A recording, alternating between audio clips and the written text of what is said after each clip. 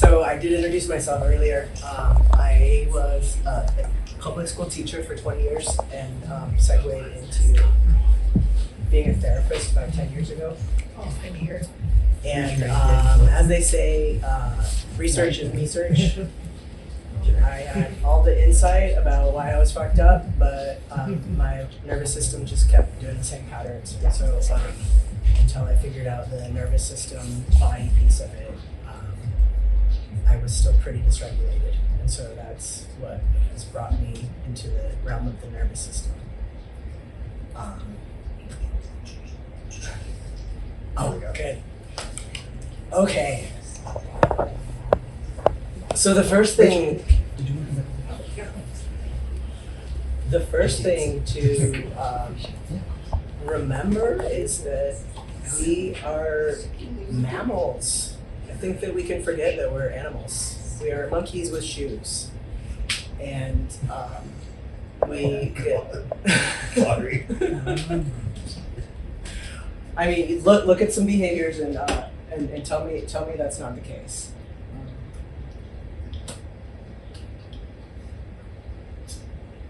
Oh, We just needed to be here now. yeah.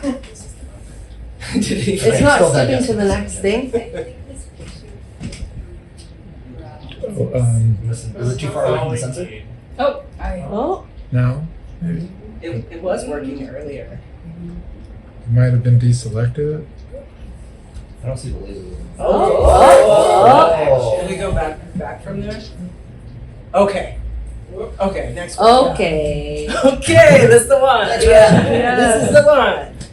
Okay, so co-regulation is not a backup strategy. It's actually our biological baseline. Would you go to the next one?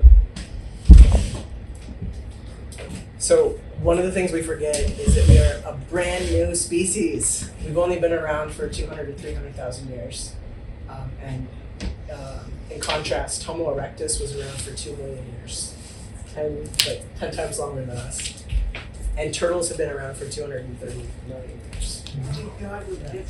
We're just like that. I mean, we're just such a young species. Would you? Next we should worship. Next. Okay. So as a teacher, I like a lot of visuals to understand, because just saying we're 200,000 years old and how does that show the context? And so if human history were a 1,000-page book, and a 1,000-page book that many of you have probably seen is the Bible, that's about 1,000 pages, then we're only on the very last line. So we learned how to do agriculture in the last 10,000 years. We only learned how to write about 5,000 years ago. So recorded history only starts 5,000 years ago.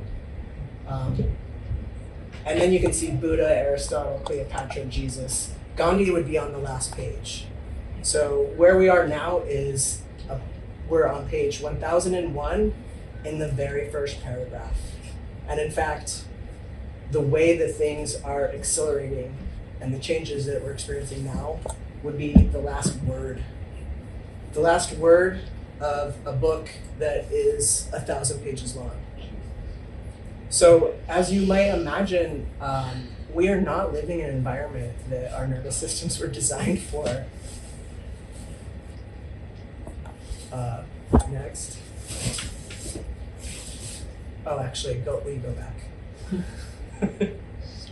Back. Gonna have to pay right overtime. Back to Back to. smooth like butter. Okay. Does anybody have any comments or questions about this, or ahas, or just ahs? Right? Okay. When I see that, I see all of the top little squares is when we connected with nature, and right that first green one is where we just shit. Yeah. The last line is patriarchy. Yeah.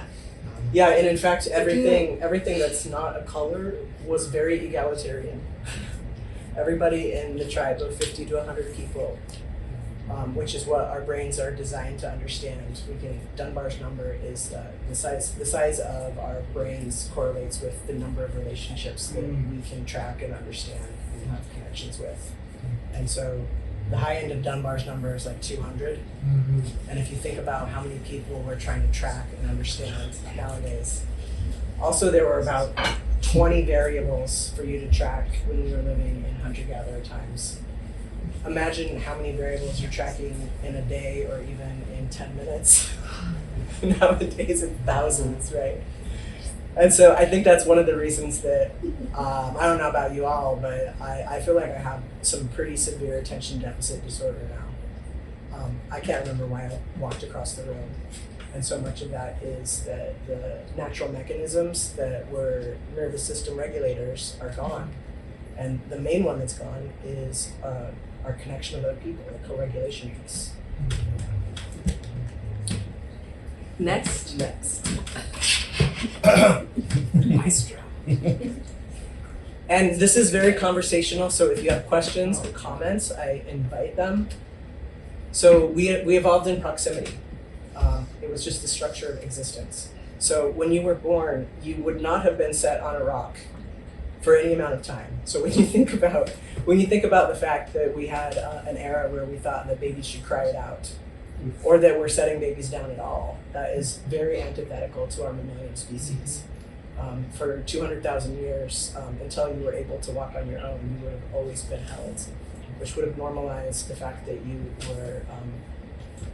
you were touched and had a connection with so many different people in the tribe. Everybody would also sleep together. They've done some research about men coming home from, I think it was, actually maybe I'm not going to say the war because I'm going to get them. It was one of the more recent wars, like Vietnam or World War II. But the idea was that they had PTSD because of all of the atrocities and trauma that they experienced. But when they dug a little deeper, it was actually the lack of connection. They had had this experience of being, like having a common meaning and regular connection and co-regulation with a tight-knit crew of people for years. And then they went back to these new nuclear families that were made up in the 1900s, right? Where two adults are theoretically supposed to handle the needs that an entire tribe was handling prior to that. Did I already say we were all sleeping together? Right? And so, yeah, that was my segue into the military thing. That tracks. Yeah? That was my experience too. The number that you referenced earlier, I'm not familiar with that, but the basic principle is that right around 100 people is like the most you can reasonably contain and direct and lead in a military unit. So it's the basis for a military platoon is about 100 people. Oh, that makes sense. It's the same as like the Roman century was the same thing as about 100 men.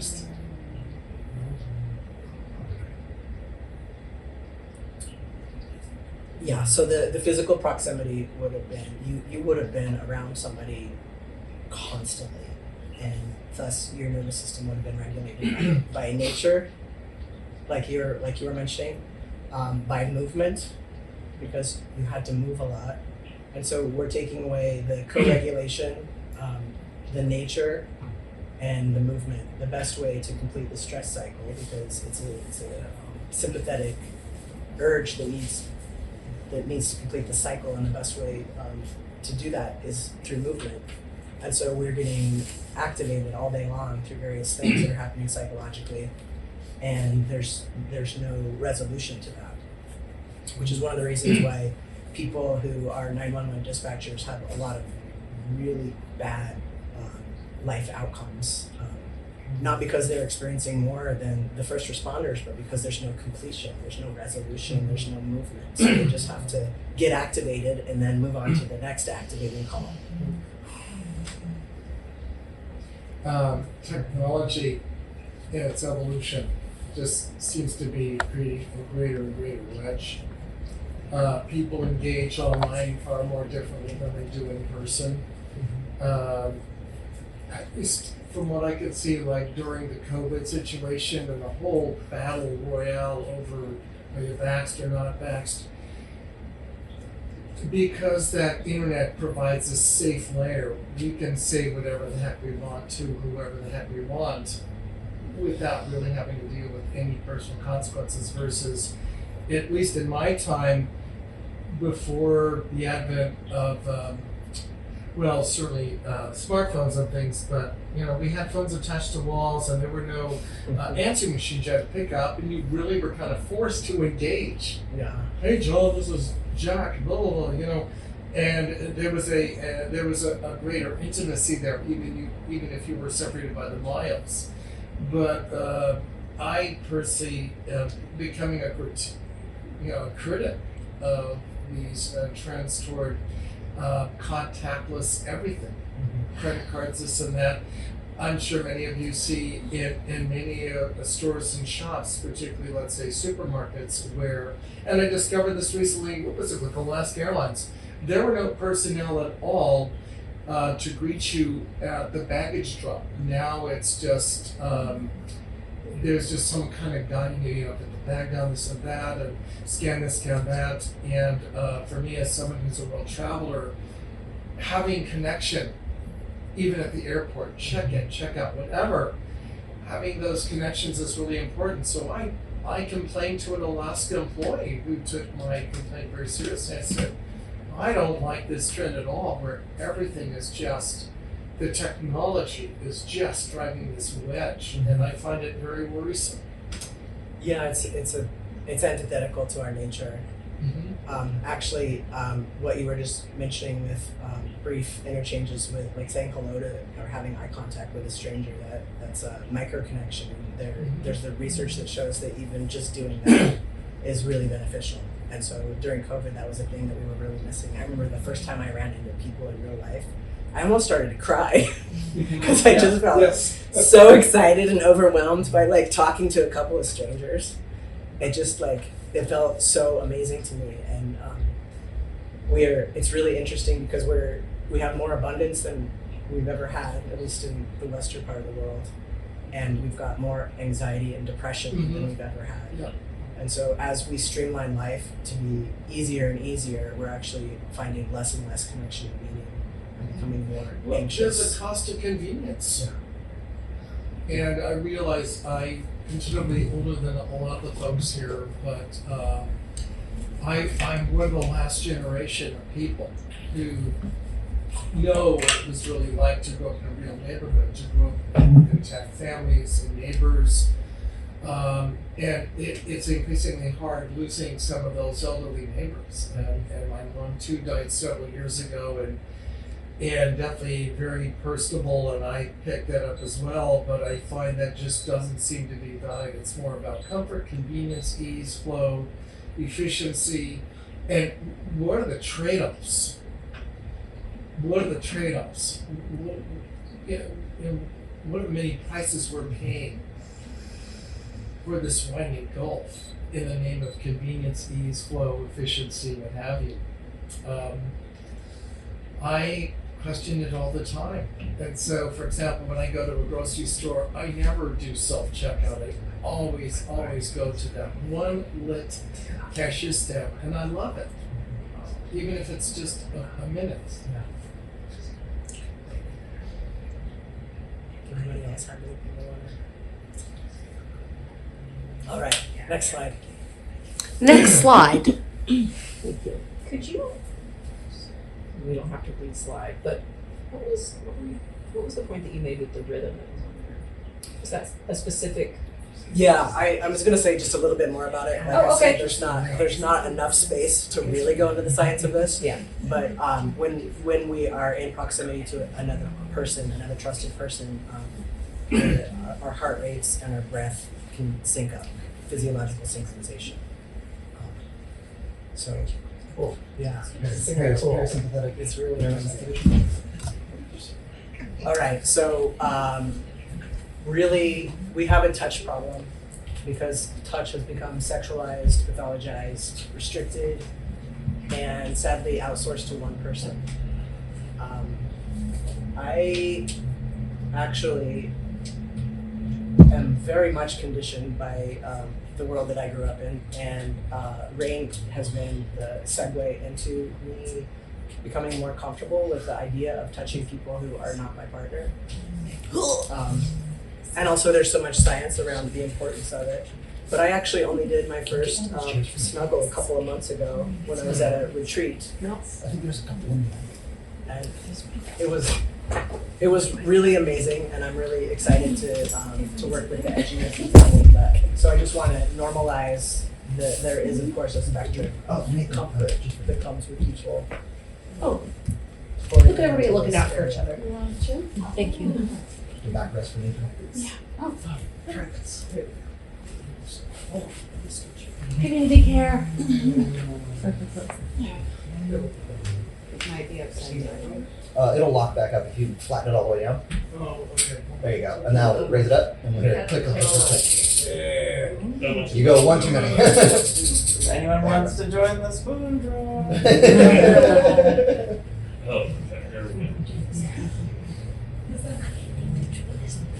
Want to get a spoon?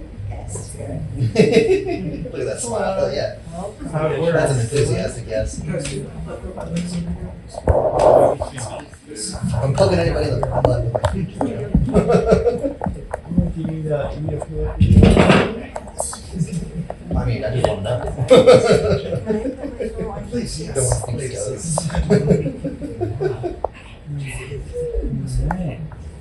Okay, yeah.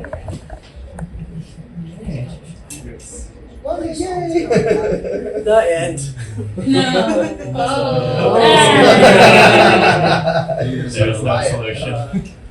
So, as a therapist, one of the things that I have noticed in the couples that I work with is the enmeshment and the outsourcing all of the needs to the partner, and not recognizing that that we are a tribe species, and that it is not fair to expect one person to meet all of your emotional and your physical needs.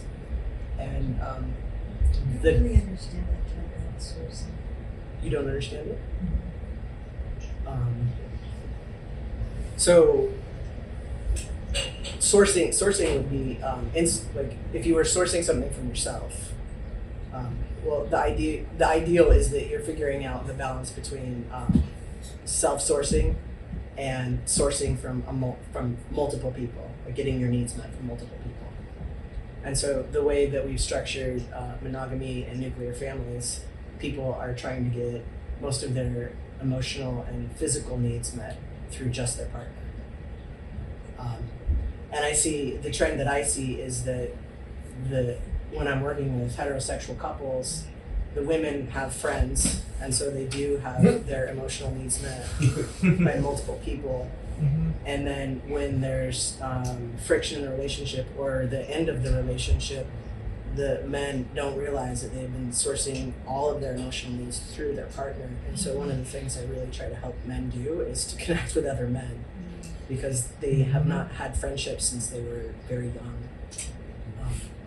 And yeah, I would say that by and large, it's 90% of the men that I see. I don't think that that's part of the demographic of the men who show up here. Clearly, are the anomalies, sadly. To be fair, most of us are non-binary. Good point. But maybe many were still socialized that way, right? Exactly. Yeah. It's a long process of deconstruction. Absolutely. It's a mutually dangerous thing though, because you need to be direct, basically being like, I'm gonna tip, a foot into being faggotized, and you're being like, are you gonna like jump with me into like breaking the code? Yeah. Like there's so much. men, and then there's everything else. Can we just sit with faggotized real quick? Also, the patriarchy is a police state where it's reinforced from man to man, because if one man acts in a way that doesn't feel like it's masculine enough, other men will punish him for it. Also, patriarchy was used to enslave men first, before even women. Like, they usually isolated men and sent them, you could go into the mines and go to the military and go into labor, and if you work hard enough, you get to have a woman. You know? That's what success is then having a woman and then having children from that as well. So it was used recognizing that yes, the violence and control of women absolutely valid, but it started with controlling men. Yeah. So But if they got to have women, then that means it didn't start before, like yeah. repent. I think it started in agriculture. Oh yeah. Yeah, leadership What I wanted class. to say about the outsourcing word, like what I was hearing in that was just a subtle little thing about you should take care of everything yourself. You know what I'm saying? Yeah. And so it's like, no, the issue isn't the word, the issue isn't outsourcing. The issue is monosourcing. Yes. Monosourcing. Monosourcing. Yes. Getting back onto this topic. Is this special? Were you still speaking, Rachel? No, I also heard a little thing that's similar to what you're saying, this outsourcing thing, but there was a nuance to it that I didn't get until you explained further. That's like, so you were talking about insourcing, taking care of things that we can take care of. We don't want to do that to an extreme, this monosourcing idea, not ideal. But I think part of our difficulty with connection right now in our society is that we don't necessarily have role models that teach us how to self-care. So the opportunities that we come upon that we actually need to be self-tending, we don't actually know how to do that. So we look to our partners, we look to, you know, in the example of what you were talking about with the women having friends, we look to these other people who are safe to co-regulate with or to, you know, just complain to, also in some cases. But this completion of the cycle of like, well, it's not just one thing. You don't just take care of everything by yourself. This hyper-independence is also a sickness. But having no self-trust about the ability to take care of the things that you have, you know, control over, your own body, mind, and spirit, it creates this like separation that's hard to cross when trying to connect. Even when you're in a group, if you're asking for more than like that balance of like, oh, I'm showing up to take care of what I can, this person's also showing up to take care of what they can. I feel like that happens in this kind of community, but it feels quite nuanced still. It doesn't feel like it's, you know, spread throughout the society, so to speak. Wanted. And also, we evolved, as you talked about, in hunter-gatherer societies, where it was like 50 to 100 people, where everyone knew each other from birth, grew up together, and spent time together, knew each other's boundaries. There was no, I need to figure out how to ask for the people around me because I don't even know them yet. Like, you didn't have to get to know these people, you knew these people. You were born with these people. You didn't have to learn how to ask for things from them, you didn't have to figure out what their boundaries were. I mean, still obviously there's respective boundaries, but you would know all these things. They were family.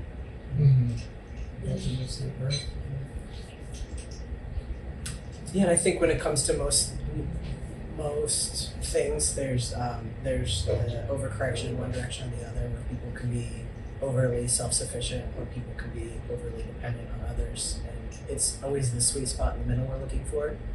And in order for us to naturally be in that sweet spot, we would have had to have really good parenting that modeled that, and really good support. And I've yet to meet that person who had that experience. Maybe the people who are raising kids now, I don't know. It doesn't seem like Alpha's doing very well, but we're still experimenting with the correction and then the overcorrection and the back and forth, but it is somewhere in the center. It is one thing, and what you said, we're building a Lego house together. What's really interesting to me, in addition to being trained not to feel deserving to ask for help or anything like that, that was a serious female training. And I can't say what male training was because I didn't get that. I didn't either. Okay. But the other thing that I'm finding that's just so shocking is when I reach out for help, the response is someone else can come. Let somebody else do it. Let somebody else do it. It's like at this queer concert choir, and they were singing "Lean on Me, Brother" and all this. We will be there for each other. Anyway, I'd been followed on the way to the concert. My car was parked out by a funky laundromat because all parking spaces were dirty. And I asked over 6 people, and they all said no. They would not walk me to my car 3 minutes away. The bystander effect. Tracks hard for queer solidarity, trans girl solidarity. I don't understand what you just said. I said tracks hard for queer solidarity, trans girl solidarity. Because I'm completely unsurprised. Given you said it was a queer choir. I remember when I was 18, I'm of lesbian heritage. I was a lesbian for 20 years. And I went to a gay event and somebody stole something from me. And at age 18, I was like, that's impossible. We're all gay. We're all gay. How could somebody do that to me? Right? Yeah, I'm 50 now, so I know that it doesn't really matter what tribe you identify with. You can be on either end of the spectrum of generosity and grace or not. But yeah. Just even the missing pieces of medicine that goes in with this. The missing piece? It's one more missing piece. Right. Yeah. All right, next slide. So this is a time for you all to think about, you could pick one of these questions, or if you like them all, you can talk about them. What did you learn early in life about touch? Has that changed? Has it changed? How has it changed? And on a 1 to 10 scale, how well are your needs for touch being met right now? So What I about guess we could chat just small talk as groups? we could do small groups, or we could Small chat. groups, please. Yeah. Yes. It is. We are mammals as well, and so there are multiple inputs that we need to fulfill in order to be in a state of thriving. And I think the last I heard, there's a majority of people in this country that feel like they are languishing,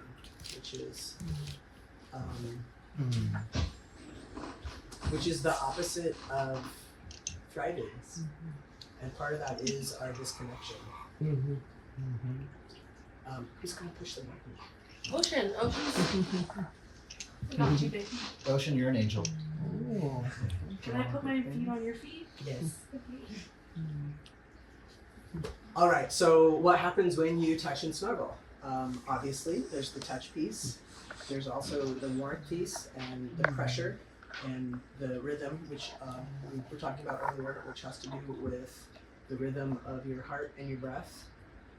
And I just lost it. Proximity. I didn't lose where I was. Thank God you wrote it down.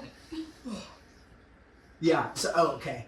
So one of the things that I think we lose track of is that while our brain is taking in 40 million bits of information a second, we're only tracking about 40 of those. And so we might think cognitively that we're not being impacted by something, but through neuroception, we are smelling each other and we are regulating in ways that are far below consciousness.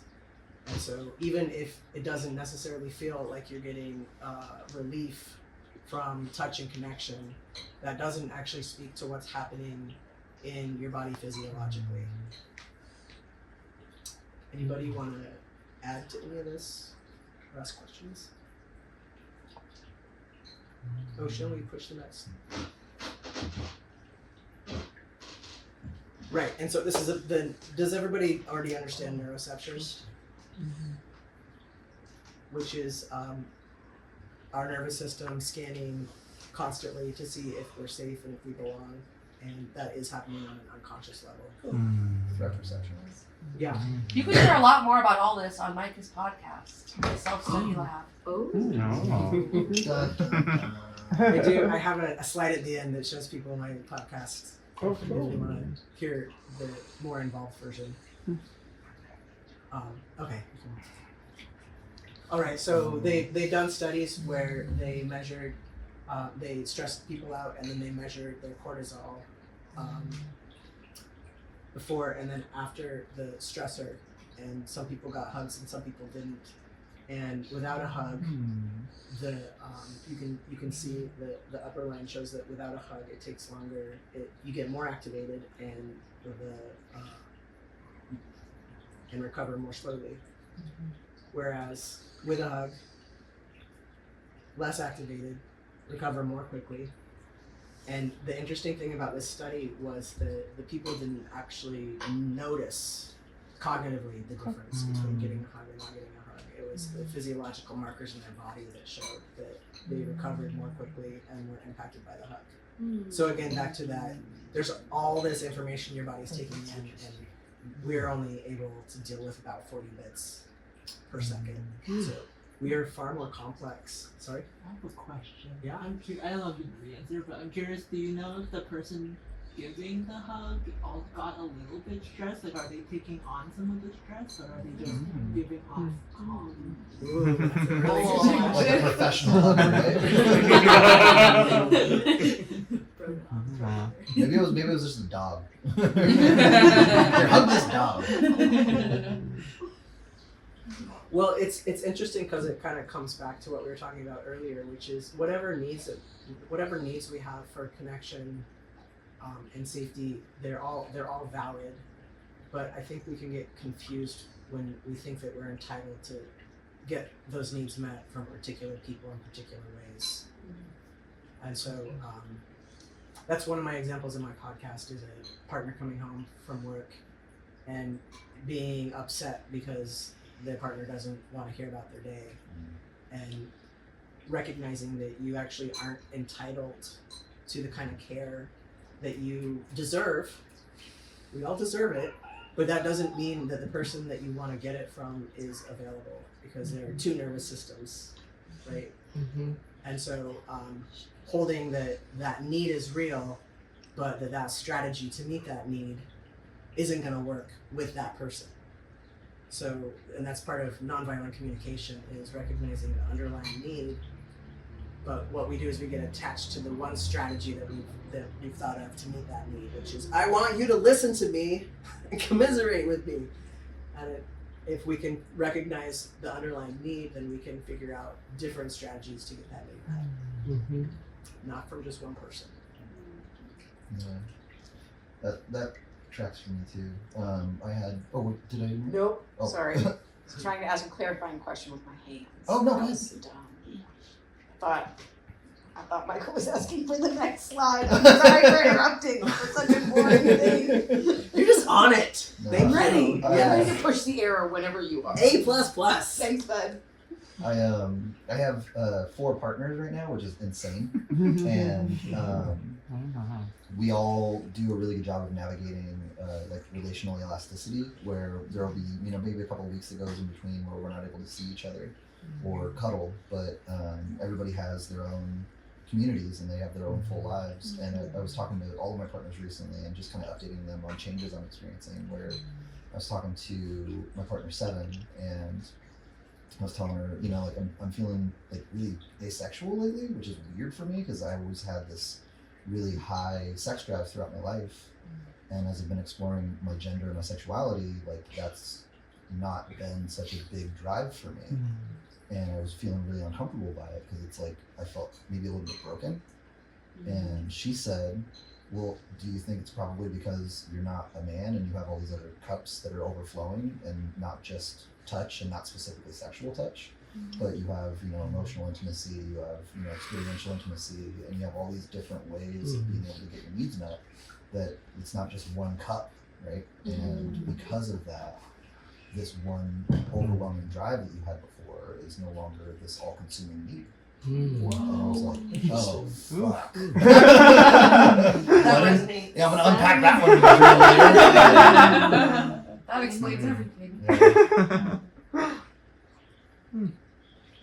Yeah, actually, Terry Real writes about that very phenomenon where men have not learned to source connection in various ways, and so they can over-index into having that connection met in that one like appropriate masculine way. Right.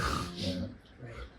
And it's like the range of emotion that men are bottlenecked into is like you can experience joy, but not too much because that's gay, or you can experience rage, but not too much, or we'll put you in jail. Right? And so it's like trying to strike a balance between those two poles and never really overextending is really challenging. To where it's like now that I have a much larger emotional vocabulary, I can talk about things much more clearly and effectively with my partners, and my relationships are flourishing. Yeah, what a beautiful thing that you were able to identify what was going on with your libido, and then feel the safety to bring it up with your partner, and then to be so supported in that. It's a beautiful thing. I can't even imagine how scary that conversation would be for so many people. Especially for women. All right, next one. Okay, so one of the things that people might or might not have connected the dots around is that when touch is scarce, your nervous system is going to look for regulation elsewhere. It's oftentimes going to be a relief, but it's not going to be the same as your nervous system actually settling. So, wondering if people have an example of the ways that they might be reflexively soothing themselves when they're dysregulated. Go ahead. Okay, I have one this time. When touch has been scarce in my personal life, and I've needed to kind of batten down the hatches, as it were, make it through this one season, this one thing, I will use substances to numb. So I will turn to smoking tobacco and cannabis more frequently, and it is something that my body is familiar with enough that it's like I'm just telling it, like, this is what we're doing now. We have time to relax right now. We're going to turn our brain off, and we're not going to allow the cycling of the thoughts to continue, because that's a big problem for me when I don't have a lot of touch, is just cyclical thoughts, because it's hard for my body to feel at ease when all of my energy is up here in the top, just circling around trying to find a place to drain. Like ruminating? Yep. Yeah. Versus, when I have a consistent space to experience safe platonic touch, that I don't have any expectations on my time or their time. I say that because, like, in a sexual dynamic, there's for a woman often that kind of feeling of like, oh yeah, this is an expected trajectory with some an assortment of usual activities. And having a safe space for platonic touch to exist has given my nervous system time not just to unwind from the mental, like I don't have to explain or complain every time. Sometimes just having that support dissipates the tension and the congestion in my mental field. So I can settle without having to do all of the talk therapy, which is also very helpful, but they both have their place. Yeah, I think we can sort of pathologize distractions as just a problem, but actually, I think that that's way too simplistic. Sometimes that is the right that is what you need, and it is acceptable to reach for the substance or the distraction. And I think that it's that overcorrection that we're supposed to always be in our feelings and processing and handling our emotions in like the most perfect regulated way. And it's actually legitimate to just sometimes use a distraction. I agree that in my case it's a choice at this point. Yeah. It wasn't just an addictive thing always, or Right. it used to be more of an addictive fallback, but now it's a choice when I do it. And I think that's the distinction is the awareness around choosing it. Mm-hmm. And so when in the past when I would do it, it was a reflex that I had no awareness was happening. And now, actually, the way that I figure out oftentimes that I'm having a hard time is that I start to do those behaviors. I don't realize beforehand. I'm like, oh, I'm doing the thing where I'm solving problems by buying shit on Amazon. it's like, oh, this is the At midnight. flashcard. Now I need a friend. Yeah. Right. Oh yeah, that's what I do when I'm not okay. Yeah. All right. This is the second small group discussion.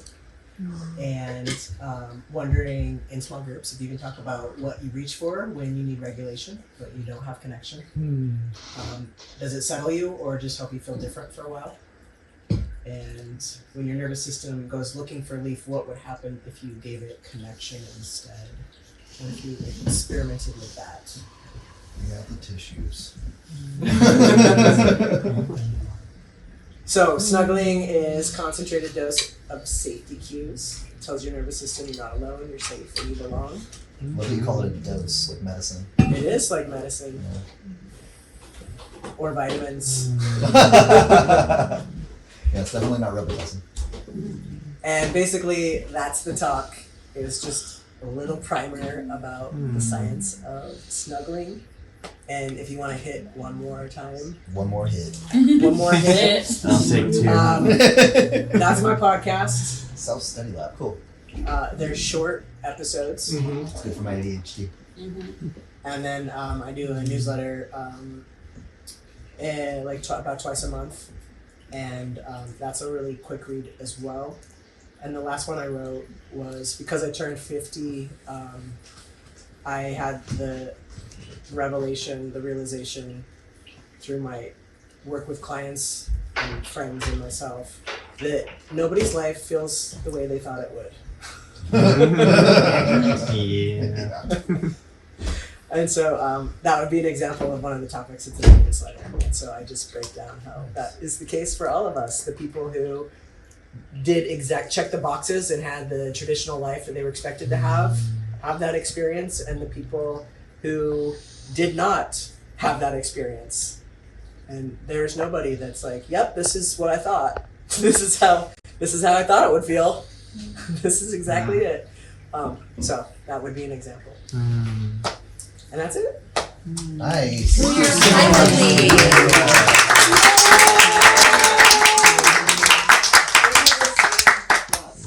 Oh, very yes. Yeah. Got it. Can I throw a little yes and to this whole conversation? Yes, and. Yes. So this conversation was all about platonic touch. And I like the statistic because sexual touch, we talked about being in hunter-gatherer societies. And our species developed sexual touch not for reproduction, but for connection. Because if you look at species that rely on sex for reproduction, for every 2 or 3 sexual experiences, there will be an offspring. For humans, it's a lot rare for that. You can have multiple sexual connections and you won't have offspring, but you will have all these chemicals going off in your brain that reward that sexual connection. And sexual touch evolved as something that's really essential to our species as well. Non-monogamous sexual touch, like in hunter-gatherer groups and things like that. I think that strategy for attachment is the most potent. Yeah. Actually. Yeah. I think we need another clarification that in our society given we're monogamous and expect all pretty much all touch needs to be met from one person, that's probably part of why we completely conflate sensual and sexual. And touch can be platonic, as in like a narrow band brotherly sisterly, or it can be a different kind of sisterly or whatever, which doesn't mean that anyone's gonna, but people are all the same because of sacral or whatever. I want part B of this, which is, okay, now what do you do? Come to the Squish Lab. Squish Lab. Come to the next Squish Lab. A lot of the people in this room come to almost every event, and we practice together. Regularly. Even Yeah. if you're breaking out in hives, you still come. Yes, You and can I will sit. say, and also Bring your like lotion. your high school thing, it doesn't require touching to get a lot of co-regulation done. So even if you're covered in hives and you just show up and you just want to sit near us and just kind of be in the space, that is very powerful medicine and co-regulation. And for me, there's a lot of times I show up here and I don't want to cuddle. Same. And I'm just hanging out and I'm getting medicine from it. And it's very healing for me to know that I don't have to show up in a certain way to be welcomed in this space and to be giving and receiving medicine in this space. And thinking about the part of you that's worried about showing up with the rash, is it the part of you that worries about people like rejecting you, or is it the part? Yes. Okay. It's kind of because there's also the part it's that's like like the I don't COVID want to part, be touched you know if what I I'm mean? feeling No, that part would yeah. help So because in it's a more sense like- you're sort of mind reading that people couldn't tolerate you if you're imperfect human like the rest of us. Yeah, wait and get perfect and then you can come. Right. And I'm like, Wait until I'm you're trying, perfectly but I'm too acceptable and then we stressed can love you. out. Pre-selecting, pre-rejecting.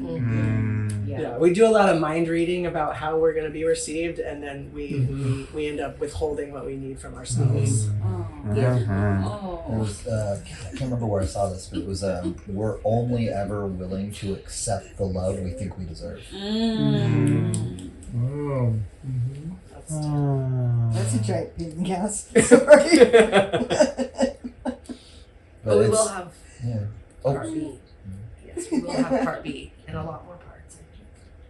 And I would love any feedback if anybody wants to reach out to me and tell me what they want to learn more about, or what they didn't like. Or did like, I guess, yeah. Such a revelation of my psyche right there. Tell me what sucked. Tell me how I failed.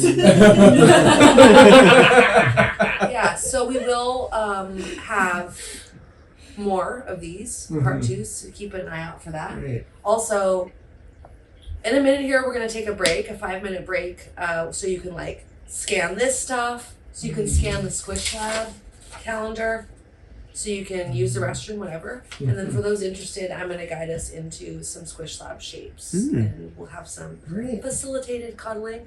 And also, if you just want to sit to the side and continue to chat, if you want to have a tea for motion, Or hanging out front. or hanging out front, that's all available too. But yes, I will say a really good way to continue this work is to show up to Squish Lab. This is our summer calendar, and there's actually like 5 or 6 new things that we just added, which will be on the website in a few days, but you can scan this. And we're scheduling another retreat soon. That's right, there's going to be a lot of stuff. And yeah, so scan this. There's also a Himapon sign up sheet for Oceans events here.